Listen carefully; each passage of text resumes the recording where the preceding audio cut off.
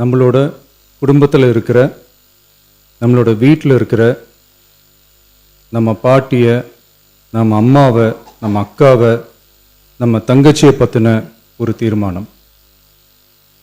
அதை பற்றி பேசுகிறதுக்கு, அவங்களுக்காக பேசுகிறதுக்கு நம்ம மனசில் இருந்து, நம்ம இதயத்தில் இருந்து பேசுகிறேன்.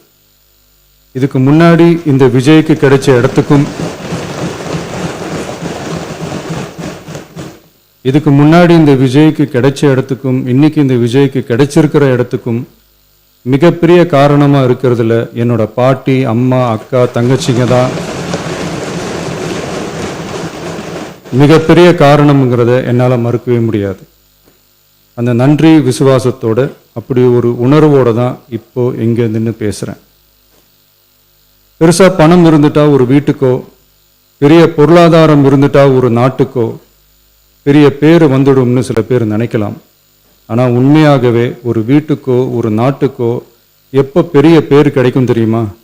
அந்த வீட்டு பெண்கள் தனிப்பட்ட முறையில் சமூகத்தில் உயர்ந்தாதான் பெரிய பேர் ஒட்டுமொத்த சமூகத்துக்கே கிடைக்கும்.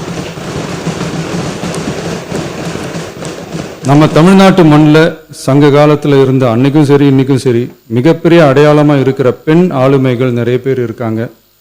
ஔவையார், காக்கை, பாடினியார்னு சங்க காலத்து ஆளுமைகள், கண்ணகி, மணிமேகலை, குண்டலகேசி, இவங்கெல்லாம் இலக்கியத்தில் நிலைச்சு நிற்கிறவங்க. ஆண்டாள், காரைக்கால் அம்மையார், இவங்கெல்லாம் ஆன்மீகத்திலையும் இலக்கியத்திலையும் உயர்ந்த இடத்துல இருக்கிறவங்க. ராணி வேலு நாச்சியார், குயிலி, அம்புஜம் அம்மாள், ருக்மணி லட்சுமிபதி அம்மாள், டாக்டர் முத்துலட்சுமி ரெட்டி அஞ்சலை அம்மாள், மக்கள் சேவகர் அஞ்சலை அம்மாள்னு நம்ம நாட்டோட விடுதலை போராட்டத்தில் கலந்துக்கிட்டவங்க. நம்ம தமிழ்நாட்டு பெண் ஆளுமைகள் நிறைய பேர் இருக்காங்க. சுதந்திர போராட்டத்தில் இருந்து சமூக நீதி போராட்டம் வரைக்கும் கலந்துக்கிட்டவங்க தான் நம்ம தமிழ்நாட்டு பெண்கள். அது மட்டுமா, கல்வி, அறிவியல், அரசியல், நீதி, நிர்வாகம், தொழில்நுட்பம்னு எல்லா டிபார்ட்மெண்ட்லேயும் இன்னைக்கு நம்ம தமிழ்நாட்டு பெண்களோட பங்களிப்பு பெருசாக இருக்குன்றத யாரும் மறுக்கவே முடியாது. அப்படிப்பட்ட நம்ம வீட்டு பெண்களுக்கு அரசியல்லையும் முன்னேற வழிவகை செய்யணும்.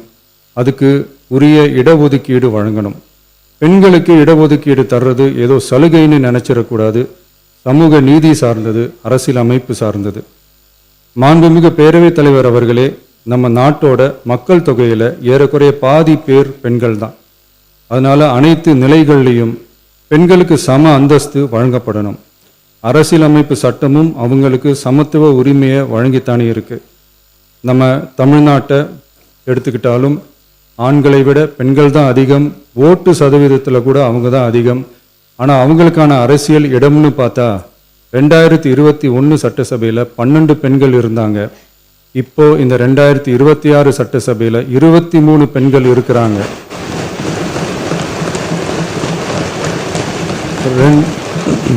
ரெண்டு மடங்கு ஆகி இருக்கு. ஆனாலும் சதவீத கணக்குப்படி பெருசா உயரல. மாண்புமிகு பேரவைத் தலைவர் அவர்களே, ஒன்றிய அரசு 2023ஆம் ஆண்டு மக்களவை, அனைத்து மாநில சட்டமன்றங்கள் மற்றும் டெல்லி யூனியன் பிரதேச சட்டமன்றத்தில் பெண்களுக்கென 1/3 தொகுதி ஒதுக்கீட்டை கட்டாயமாக்கி 106வது அரசியல் சாசன திருத்த சட்டத்தினை 2023 செப்டம்பர் 28 நிறைவேற்றி 2026 ஏப்ரல் 16 முதல் நடைமுறைக்கு வந்துள்ளது. இருப்பினும் மேற்படி தொகுதி ஒதுக்கீடானது மக்கள் தொகை கணக்கெடுப்பு மற்றும் அதை தொடர்ந்து நடக்கும் தொகுதி மறுவரையறை பணிகளுக்கு பிறகுதான் முழுமையாக நடைமுறைக்கு வரும் என்று தெரிவிக்கப்பட்டுள்ளது.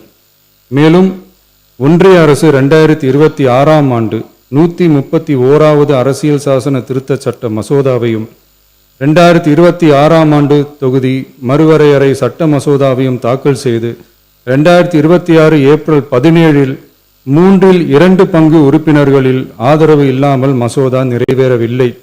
அவ்வாறு மக்கள் தொகை கணக்கெடுப்பு மற்றும் தொகுதி மறுசீரமைப்புடன் பெண்களுக்கான தொகுதி ஒதுக்கீட்டை இணைப்பதால் அதனை நடைமுறைப்படுத்த மேலும் பல ஆண்டுகள் காலதாமதம் ஆகலாம். மாண்புமிகு பேரவைத் தலைவர் அவர்களே, நாடாளுமன்றம் மற்றும் மாநில சட்டமன்றங்களில் மகளிருக்கென 1/3 தொகுதி ஒதுக்கீட்டு செய்து சட்டம் நிறைவேற்றப்பட்டிருந்த போதிலும் அதனை நடைமுறைப்படுத்துவதில் ஏற்படும் கால தாமதத்தினால் அச்சட்டம் நிறைவேற்றப்பட்டதன் நோக்கம் நிறைவேறாமல் காலம் தாழ்த்தப்படும் சூழ்நிலை உருவாகியுள்ளது. இது பெண்களின் அரசியல் உரிமையை மறுக்கும் செயலாகும். எனவே மகளிருக்கான தொகுதி ஒதுக்கீட்டை மக்கள் தொகை கணக்கெடுப்பு மற்றும் தொகுதி மறுவரையுடன் இணைத்து அதனை ஒத்திவைக்க கூடாது. மேற்படி தொகுதி ஒதுக்கீட்டை விரைந்து நடைமுறைப்படுத்துவதற்கு உரிய நடவடிக்கைகள் எடுக்கப்பட வேண்டும் என தமிழ்நாடு அரசு ஒன்றிய அரசை வலியுறுத்துகிறது.